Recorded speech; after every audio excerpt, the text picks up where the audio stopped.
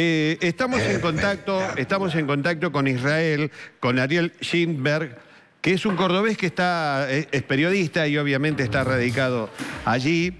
Lo llamamos para curiosear un poquito porque Israel es uno de los pocos países, creo que el segundo país, me parece que es el segundo, en el mundo que ha de alguna manera comenzado a liberar a tal punto que ya no es obligatorio el barbijo. Bueno, vamos a conocer algunos detalles. Ariel, te saludamos desde Canal 12 de Córdoba. Buen día.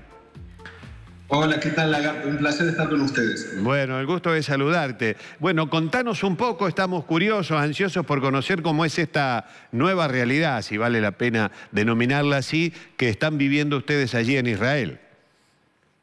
Te diría que lo bueno de esta situación es que más que una nueva realidad es volver a la vieja realidad y volver un poquito a la normalidad que siempre hemos tenido. El gobierno ha tomado dos decisiones muy importantes que entraron en vigencia ayer, el día domingo. La primera decisión tiene que ver, como habías dicho, con el tema de los barbijos, que ya en los espacios abiertos no hace falta andar con barbijos, por supuesto que sí adentro de los espacios cerrados, porque todavía hay más posibilidad de contagiarse. Y la segunda decisión importante es devolver, digamos, todo el sistema educativo a actividad plena, digamos, a dejar de atrás el tema de las burbujas, de las cápsulas, como sea que lo llamen por allá. Claro, es decir que el tema escolar hoy acá es una gran discusión. Allí durante los momentos más complicados de la pandemia, ¿el sistema escolar se suspendió o continuó con ese sistema de burbuja? Hubo dos etapas diferentes. Al principio, en marzo, abril del 2020, cuando empezó la pandemia y nadie sabía para qué lado iba a ir el viento, todo el sistema educativo se cerró y pasaron a hacerse, digamos, los estudios por medio de Zoom, por las computadoras, para todo el sistema educativo, desde primer grado y hasta el final secundario, y por supuesto también las universidades. A medida que fue avanzando la cuestión acá y que se vio viendo cómo venía la mano, de a poquito los grados bajos, digamos, primero y segundo grado, después de algo así como 3 meses de estudiar solamente por la computadora, han vuelto a estudiar parte de la semana, y los grados más altos fueron en burbujas y ciertas horas durante ciertos días, así en los últimos 12 meses, hasta que ahora, por fin, todos los papás estamos respirando de que los chicos han regresado a la escuela en forma completa. Ariel, buen día. Israel ya ha vacunado al 56%, creo, si no tengo mal el número, de la población, ¿verdad? Le falta muy poquito para lograr lo que los científicos e infectólogos llaman la inmunidad de rebaño, ¿verdad? Exactamente. Ha habido una muy exitosa y muy rápida campaña de vacunación que empezó algo así hace como 4 meses. Y digamos que Israel es un país muy chico, tiene tan solo 9 millones de habitantes. Así es. Por lo que para los grandes laboratorios de remedios a nivel mundial, es como un caso de estudios, digamos que es la posibilidad de sacar un país entero a flote en relativamente muy poco tiempo, y es precisamente lo que está sucediendo acá. En 4 meses, casi el 60% de la población ya ha adquirido la segunda dosis, por supuesto todos los mayores de 16 años, y eso permite que de a poquito se pueda volver a la normalidad. La semana pasada, el miércoles y el jueves, Israel festejó su Día de la Independencia, el número 73, y las festividades ya fueron, digamos, afuera, en los parques, en la playa, en las calles, muy diferente de cómo se vivieron el año pasado, cada uno en su casa, cuando la mayor diversión podía ser salir al balcón, digamos. Es decir, que se podría decir que Israel está prácticamente como lo era antes de la pandemia. Obviamente que debe haber personas que seguramente se cuidan, a lo mejor en las calles todavía hay gente con el barbijo, pero bueno, hay cosas que son optativas y otras que ya directamente no están.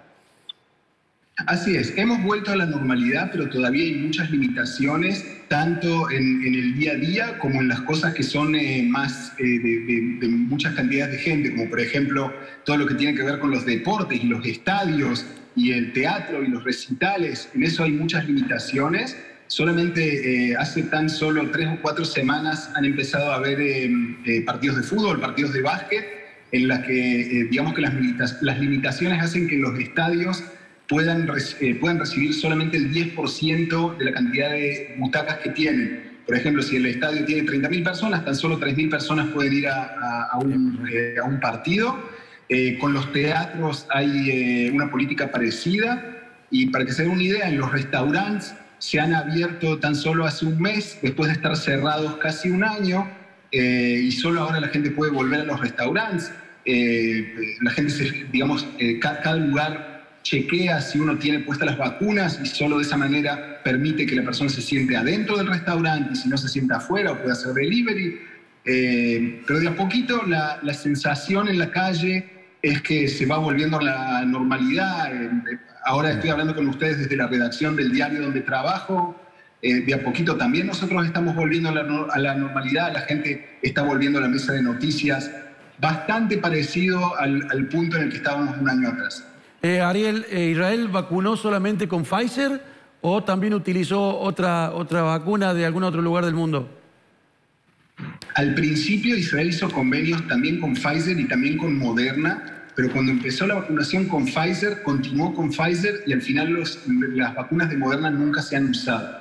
La vacuna de Pfizer acá anduvo muy bien y el gobierno tomó la decisión de seguir con Pfizer, que también, según lo que tengo entendido, el contrato con Pfizer tiene una cuestión también de cuidar que sea, digamos que Israel se compromete a que va a vacunar solamente con Pfizer y le va a transmitir información de cómo va la tasa de sanidad acá, así que eso dejó a Moderna un poco al lado. Ariel, ¿y cuál es el tema, cómo se están manejando con el tema del turismo? Todo lo que nos estás contando para nosotros parece súper lejano, pero me imagino que con la gran cantidad de población inoculada que tienen ustedes, también necesitan que el resto del mundo esté en una situación similar. ¿Todavía siguen teniendo protocolos como PCR negativo o las fronteras están abiertas libremente? No, al contrario, las fronteras están completamente cerradas. Israel, de hecho, fue uno de los primeros países en el mundo en cerrar sus fronteras. Israel es, digamos, una especie de isla, porque estamos rodeados por países que no son del todo amistosos para con Israel. O sea que la mayoría de gente que va a venir para acá lo va a hacer por medio de avión. El aeropuerto principal, el aeropuerto Ben Gurion, que está cerca de Tel Aviv, estuvo prácticamente cerrado durante 10 meses y recién ahora se ha abierto principalmente para recibir nuevamente ciudadanos que habían estado en el exterior y quieren volver a la casa. A nivel turismo, que es una de las fuentes de ingresos principales que tiene Israel y ha vivido un déficit en todo el año anterior, recién el 23 de mayo Israel va a empezar a abrir sus fronteras para recibir turistas, siempre y cuando que sean turistas que vengan en grupos y que sean turistas que vengan vacunados con un hisopado en la mano que muestre que están sanos y de hecho van a tener otro chequeo apenas entran al aeropuerto de Israel. Ariel, si uno desglosa un poquitito las medidas que tomó Israel desde el comienzo de la pandemia, puede advertir que han sido medidas duras. Cierre del país, los chicos en el colegio al comienzo no iba ninguno, hubo una especie de confinamiento bastante importante, todavía el ingreso de turistas no está permitido, los restaurantes están abriendo recién ahora. ¿Cómo se comportó la economía frente a esta posición sanitaria? No fue nada fácil en Israel. Israel es un país que tiene una tasa de desempleo muy baja en los últimos años y de repente esta tasa de desempleo que generalmente estaba en 3 o 4% ha saltado y ha llegado incluso al 20-22% en cuestión de 2 o 3 meses por todos los lugares que se han cerrado y por el turismo que ha dejado de llegar y se han cerrado todos los hoteles y todos los restaurantes.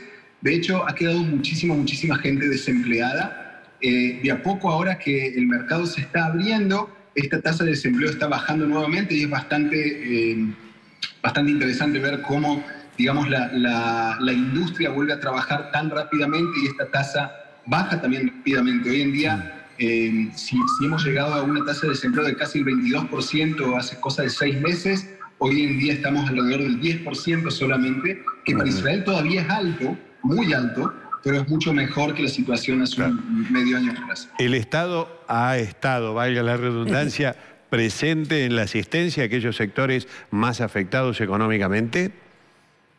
Sí, efectivamente, el Estado ha otorgado montos de dinero tanto a la gente que se ha quedado sin trabajo como a los que son independientes y han vivido una merma de ingresos. Sí, de hecho, el Estado está pagando sueldos a la gente que está desempleada hasta junio de este año. Y lo que se prevé es que después de junio, cuando mucha gente trate de volver a reintegrarse al sistema de trabajo y no lo logre, ahí vamos a estar en un problema. Claro. ¿Y cuál fue el comportamiento de la gente? Recién el Lagarto te preguntaba el comportamiento del Estado ante la emergencia. ¿Cómo fue el comportamiento del pueblo israelí? ¿Fue obediente? ¿Acató las medidas sin ningún tipo de problema o hubieron algunas protestas? Protestas hubo, pero a nivel político. Israel está en una situación política bastante inestable en los últimos 2 años, que no tiene que ver con la pandemia, pero por supuesto eso ha sido un valor agregado, digamos.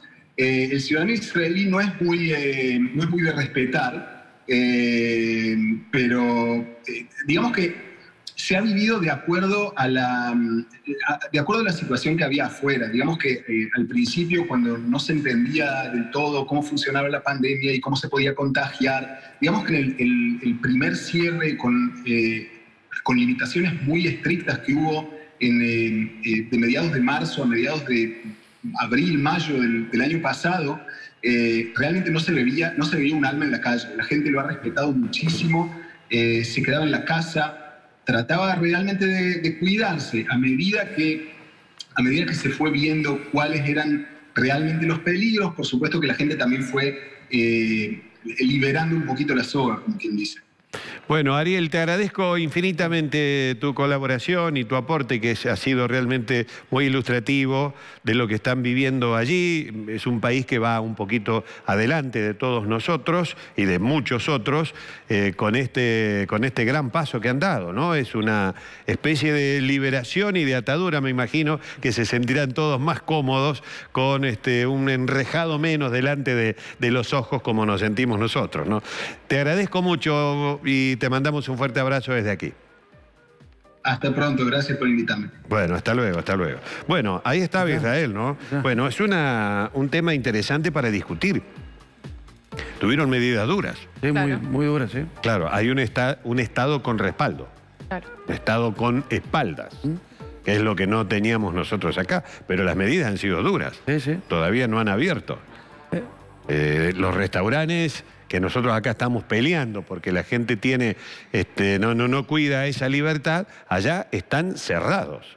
Y tenés que entrar vacunado, si no tenés que sentarte afuera ahora. ¿Sí? Bueno, señores, 11:40.